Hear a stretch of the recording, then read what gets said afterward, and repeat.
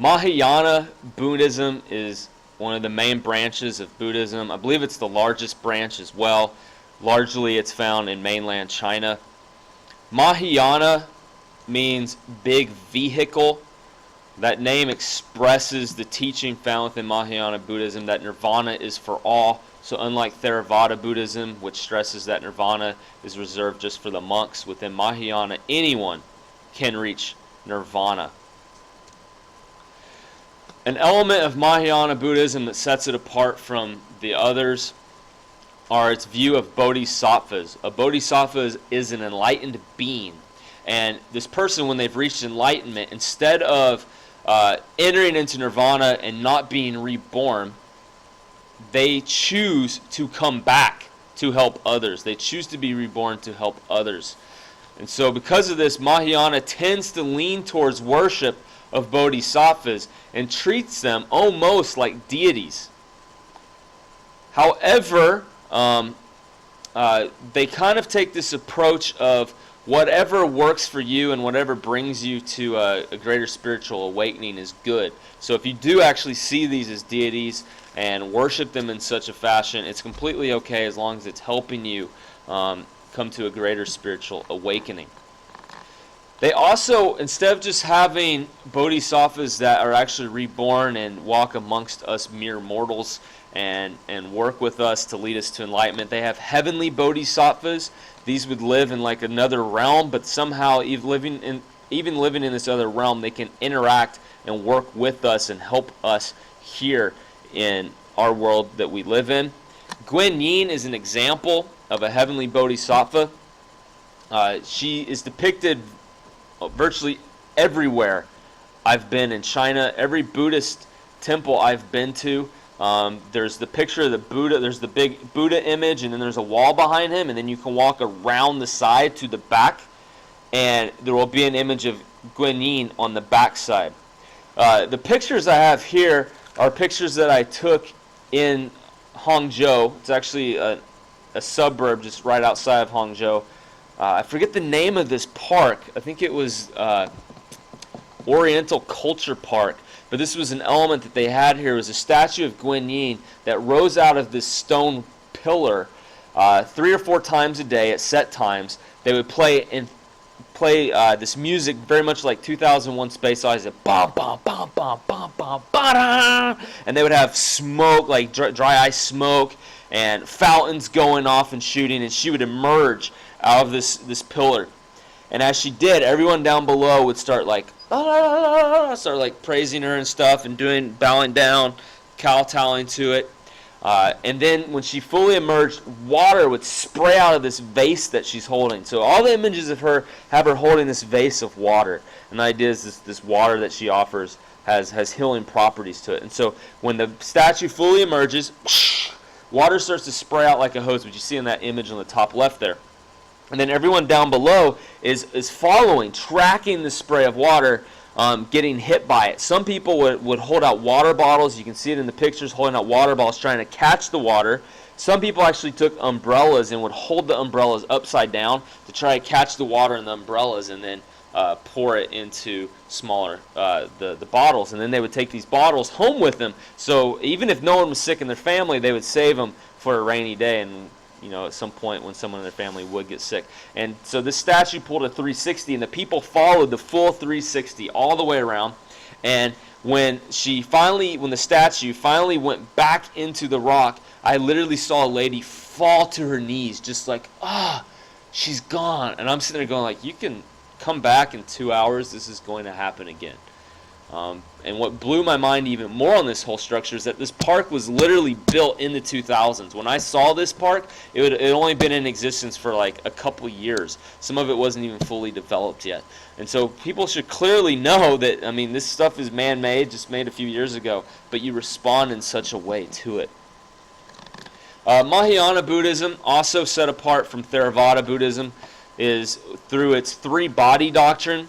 It teaches that there's a cosmic Buddha, Siddhartha, and then the future Buddha. The cosmic Buddha is similar to Brahman within Hinduism. It's the idea that in all things there is this sort of cosmic Buddha nature. So even though the Buddha rejected that there is such a thing as the divine essence, which is in all things, and rejected the individual soul.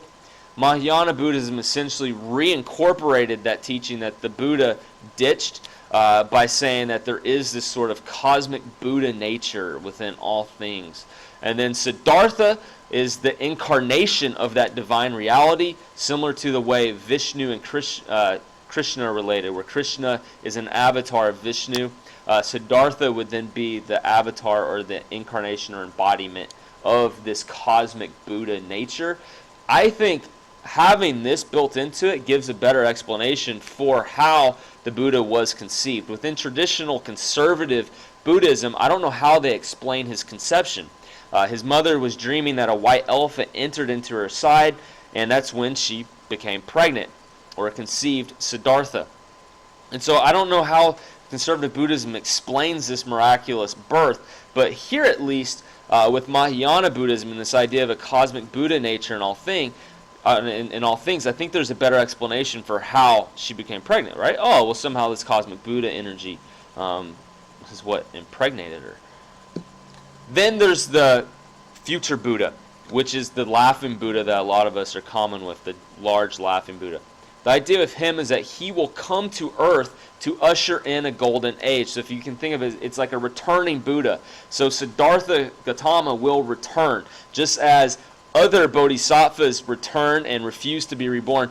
The future Buddha will return, and when he returns, he will bring in a golden age for all people. He's depicted as being fat, because if things are well, you get to just chow down and enjoy life. The pictures of him also generally have a large money bag.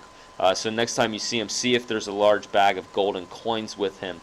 The Chinese refer to the large Buddha as Milofo. So kind of a cool fact there. Just throw out Milofo with Chinese and they'll definitely know who you're referring to.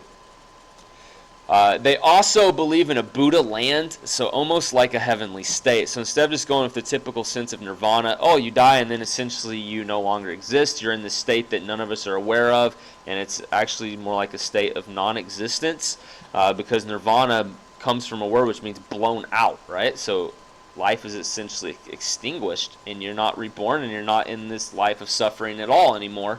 They then almost create more like a view of heaven, where there's this land elsewhere which is a wonderful, peaceful land of no sorrow and no pain, and it's happy days.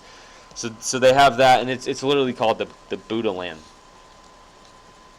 I'll go into Vajrayana Buddhism as well. This is basically Tibetan Buddhism. I think that's how it's mostly referred to, especially here in the West.